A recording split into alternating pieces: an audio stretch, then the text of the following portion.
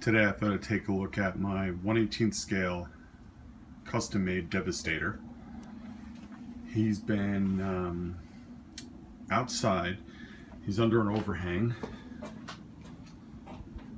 so he's protected somewhat from the weather and stuff. But he's been in the same exact spot basically since 2009, and I did not clean him, touch him, anything. So whatever like patina you see on him, dirt, dust, grime, leaves, this is just how it is. You know, he's in a bit of disarray, but nothing major. I do think about cleaning him up and like this stuff. And, you know, you can see all the disgusting soot on him. I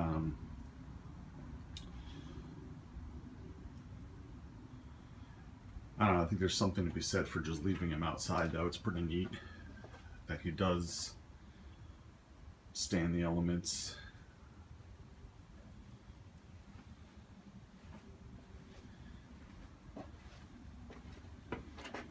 So you can see he's made with nylon trucks and Tonka trucks. And I think the hardest part about building him was redesigning the trucks themselves so they would be the shape that you need them. Like, for example, on the cement mixer, the back of the body from the cab back had to be cut off, stood vertical, then screwed in place to resemble a foot.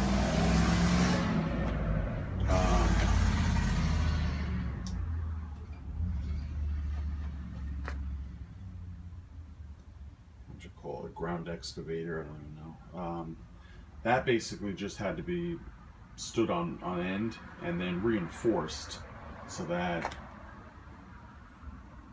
where the shovel portion is wouldn't move anymore.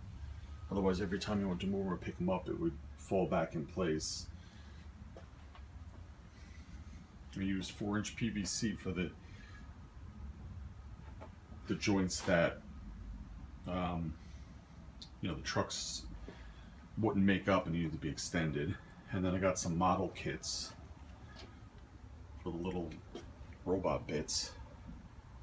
That's a computer board. I think there are certain aspects of it that could be done over. On the other hand, I think this took me like 5 or 6 months to complete, so there's part of me that wouldn't want to touch it, you know, again, other than to clean it up.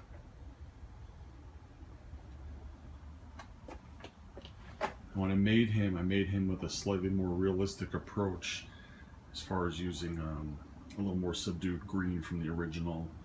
I actually wanted to go with a really dark purple, but couldn't find anything that I liked. But my main thing was to make him where he wasn't so cartoonish looking.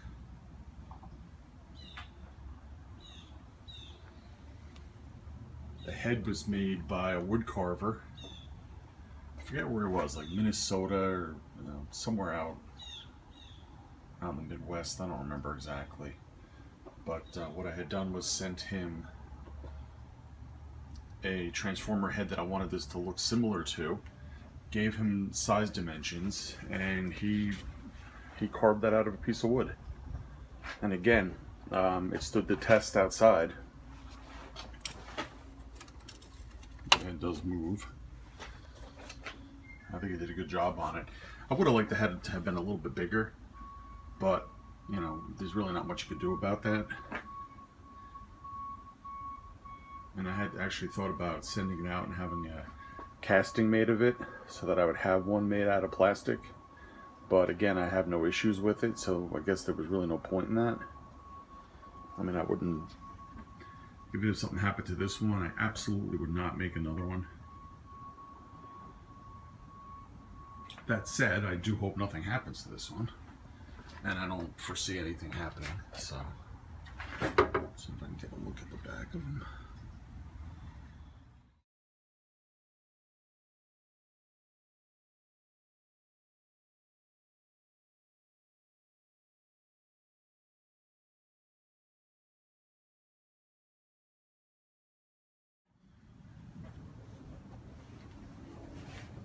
But yeah, he just hangs out, so I'm gonna give you a little better perspective of it. Again, he's protected by the overhang.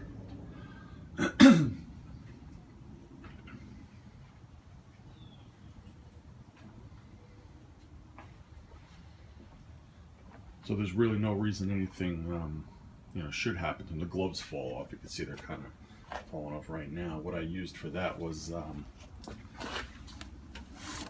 a model hand. It's a wooden, fully articulated hand.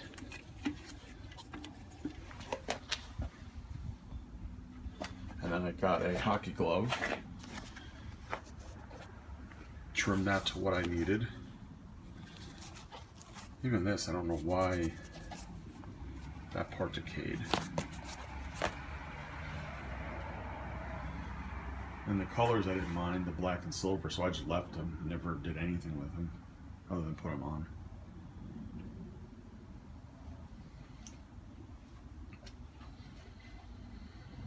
But his highest point, he comes up to my nose. And I'm 5'10" and a half. So he's right around, I think he was 5'6", a little over 5'6".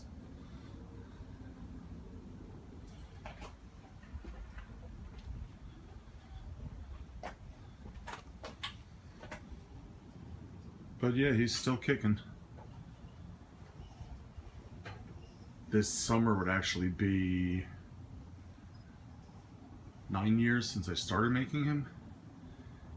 And I had actually started him at my parents' house in, it was like July or August. And some of the parts I built at work. And he never actually came to my house until he was completely done. And the arms come off, the legs come off, so he's easy enough to transport. So I put him at the time in the back of my wife's Durango and took him home,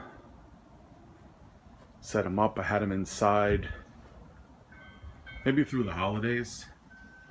Then after that spring, so spring of 2009, he was put here, and that's where he's been.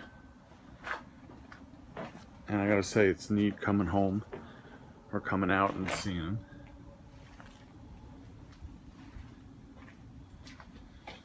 Well, that is the update on my Devastator and where he's been for the past years. And he's still going. Anyway, thanks for watching, and I will catch you later.